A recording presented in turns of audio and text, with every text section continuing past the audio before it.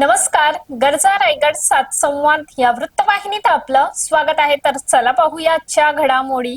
नवनाथ उद्यानाची दयनीय अवस्था, लहान मुलांच्या सुरक्षतेचा प्रश्न ऐरणीवर. नगरपालिका प्रभाग क्रमांक 10 मधील नवनाथ उद्यानाची अवस्था सध्या अत्यंत बिकट झाली असून नागरिकांमध्ये तीव्र नाराजी व्यक्त होत आहे. उद्यानाच्या प्रवेशद्वारावरील कोनशिला गायब झाली असून संपूर्ण परिसराकडे प्रशासनाने दुर्लक्ष केल्याचे चित्र दिसत आहे. उद्यानाच्या संरक्षण भिंतीवरील लोखंडी जाळीही चोरीस गेली किंवा काढून टाकण्यात आली आहे. त्यामुळे उद्यानाची सुरक्षितता धोक्यात आली असून कोणालाही सहज प्रवेश करता येत आहे. विशेष म्हणजे लहान मुलांसाठी बसवण्यात आलेले झोपाळे तुटलेल्या अवस्थेत असून ते वापरणे अत्यंत धोकादायक ठरत आहे. या तुटलेल्या झोपाळ्यांमुळे लहान मुलांना इजा होण्याची शक्यता निर्माण झाली आहे. पालक वर्गात याबाबत भीतीचे वातावरण असून उद्यानात मुलांना पाठवताना चिंता व्यक्त केली जात आहे.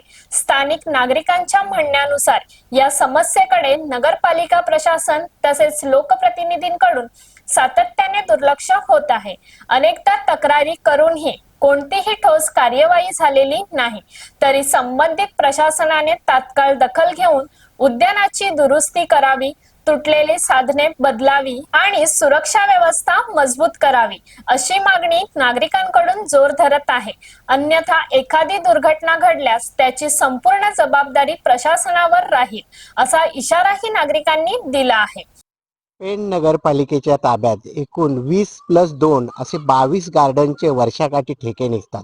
गार्डन कशासाठी? तर ज्येष्ठ नागरिक, लहान मुलं ह्यांना विरंगुळ्याचं एक साधन म्हणून. आपण आता आहोत प्रभाग क्रमांक 10 मधील नवनाथ नगर येथील गार्डन मधली.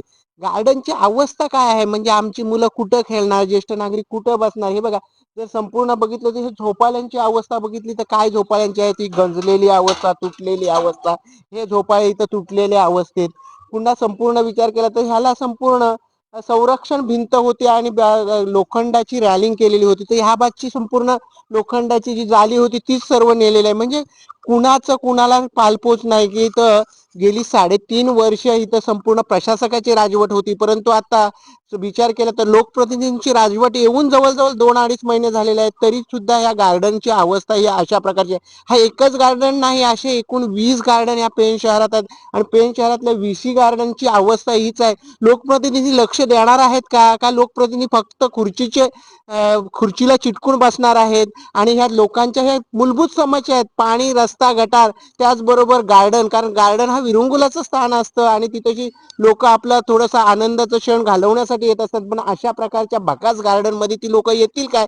याकडे प्रशासन लक्ष देणार का? पेणकरांसाठी गार्डनची स्थिती काय आहे दर आठवड्याला आपण गरजा रायगड सात संवादवर बघणार आहोत. हा पहिला गार्डन आम्ही मुद्दाम पेण शहराच्या बाहेरचा असणारा गार्डन घेतलेला आहे. तर अशाच प्रकारचे इतर जे 19 गार्डन आहेत याची स्थिती काय आहे ही सुद्धा आपल्यापर्यंत आम्ही घेऊन येणार आहोत. तर अशाच अनेक ताज्या घडामोडी पाहण्यासाठी गरजा रायगड सात संवाद या वृत्तवाहिनीला सबस्क्राईब करून बेल आयकॉन वरती क्लिक करा. धन्यवाद.